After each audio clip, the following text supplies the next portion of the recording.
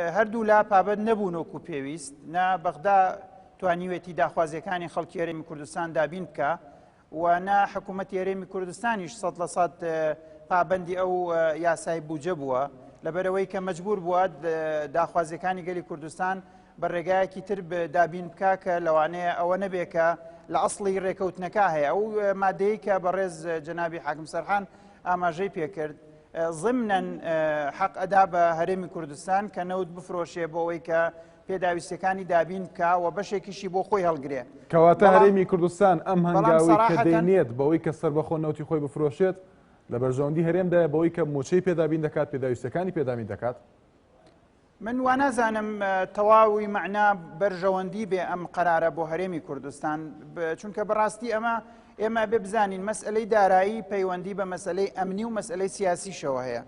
و لەسەر مەدای دوور و استراتیژی احتیمالە ئێمە بتوانین سوود لەم جۆرە هەنگاوانە هەڵگرین لە کاتێکا بتوانین سربەخۆیی سیاسی بۆ خۆمان دابین بکەین، بەڵام تا سربەخۆیی سیاسی تەواومان نەبێ و ئێمە بەشێک بین لە عێراق ئەبێ بزانین ئەم جۆرە بڕیارانە تەبعاتی سیاسی و ئەمنیش هەیە و ئەبێ بزانین ئێمە لە زۆر باشە. من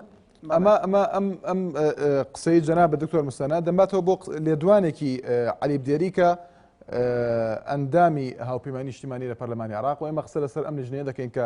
هاوپەیمانی نیشتیمانی پێکی دێنێت. ئەو دەڵێت لە ئێستادا هەرێمی کوردستان بۆتە دەوڵەت بەڵام تەنها ڕاگەیاندنی ماوە. ئەم مەترسیە وای کردووە کە بەغدا پابەند دەبێت بە ڕێکەوتنەکەوە. ئێستا لە بەغدا چەند بۆچوونێک هەیە بە قەناعەتی من هەموو بەغدادیەکان ئێستا لە هاوپەیمانی نیشتیمانی 100% دش بەوەنین هەرێمی کوردستان ڕەنگە حتا ببێ بە دەوڵەتێکی سربەخۆ، ڕەنگە ئەندێکیان لەو ڕانگەیەوە بیری لێکەنەوە ئەگەر کوردستان جیابێتەوە لە عێراق ئەو کاتە هاوپەیمانی نیشتیمانی ئێستا چەند زۆرینەیە دوو جاری تر ئەبێ بە زۆرینە، لەبەرەوە ئەوان بە مسۆگەری ئەتوانن ناوچەکانی خۆیان دابینکەن. لە حاڵەتێکیشا ئێستا لەگەڵ عێراقا هیچ پەیوەندیەکمان ئێمە نەماوە جگە لە ناردنی بوجە و ناردنی نەوت نەبێ، یعنی تەنها ئەمەش هەڵوەشاوەتەوە ئێستا ئەوەش هەڵوەشاوەتەوە لە ڕووی جوغرافیا ئێستا ئێمە پەیوەندیەکی ڕاستەوخۆمان لەگەڵ عێراقا تقریبا خەریکە هەر نامێنێ ئەو تۆزە ڕێگای کەرکووک نەبێ گینای تر پەیوەندێکی جوغرافیشمان نەماوە، پەیوەندیەکانی تریشمان هەر لە زوو ئەسڵەن سربەخۆ بووە، لەبەرەوە ئەگەر ئەم پەیوەندیش نەمێنێ ئەگەری ئەوەی هەیە قۆناغی دوای ئەمە کە هەندێک لە ئەوان مەترسیان لێ هەیەەوە قبولی ناکەن جیابوونەوەی هەرێمی کوردستان وەکو دەوڵەتێک لەوانەیە لەو ڕۆ بیری لێکەنەوە. خاڵێکی تریش بەڕاستی لەم مەسئلەیە زەق و دیارە کە ئەم جۆرە هەناردەکردانەی نەوت لە ڕووی هەرێمایەتیشەوە سەرنجی لەسرە و ئەو